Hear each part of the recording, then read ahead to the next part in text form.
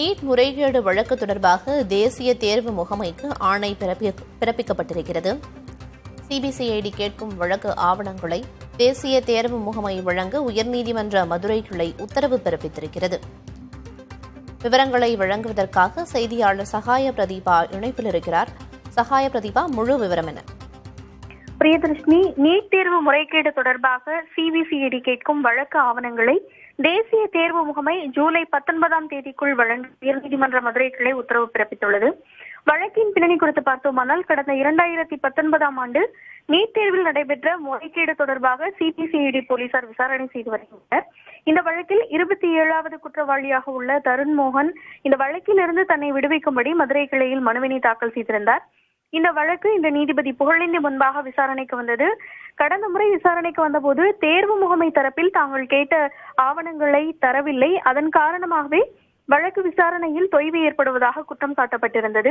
இந்நிலையில் இன்று தேர்வு முகமை தரப்பில் 2019இல் வழக்கு பதியப்பட்ட போது கேட்ட விவரங்கள் வழங்கப்பட்டுவிட்டன.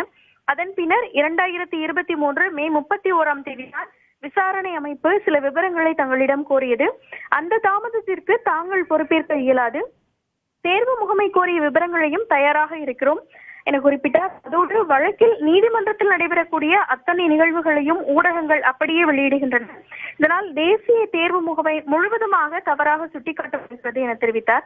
அதற்கு நீதிபதி, நீங்கள் ஊடக செய்தியை சுட்டிக்காட்டி சொல்கிறீர்கள், ஆனால் அது உண்மைதானே? ஆபரணங்களை கழட்டி தேர்வு எழுத அறிவுறுத்தினீர்கள், ஆனால் ஒரே நபருக்காக 3 பேர் தேர்வு எழுதியதை ஏன் கண்டுபிடிக்கவில்லை என கேள்வி எழுப்பினார்.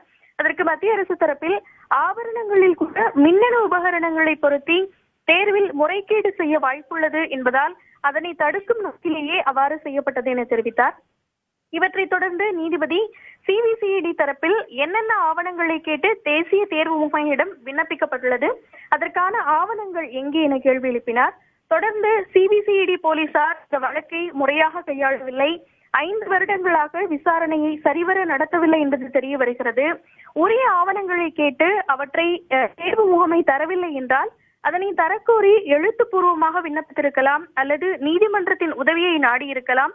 எதுவுமே செய்யாமல் காலத்தை வீணடித்தது ஏற்கத்தக்கதல்ல என குறிப்பிட்ட நீதிபதி, தேசிய தேர்வு முகமை சிபிசிஐடி கேட்ட அனைத்து ஆவணங்களையும் ஜூலை 19ஆம் தேதிக்குள்ளாக வழங்கவும், சிபிசிஐடி போலீசார் தரப்பில் வழக்கின் முன்னேற்றம் குறித்தும் இறுதி அறிக்கையை தாக்கல் செய்வது குறித்தும் அறிக்கை தாக்கல் செய்ய உத்தரவிட்டு வழக்கு விசாரணையை ஜூலை 23ஆம் தேதிக்கு ஒத்திவைத்திருக்கிறார்கள். பிரியதர்ஷினி, விரிவான தகவல்களை வழங்கியதற்கு நன்றி சகாய பிரதீபா.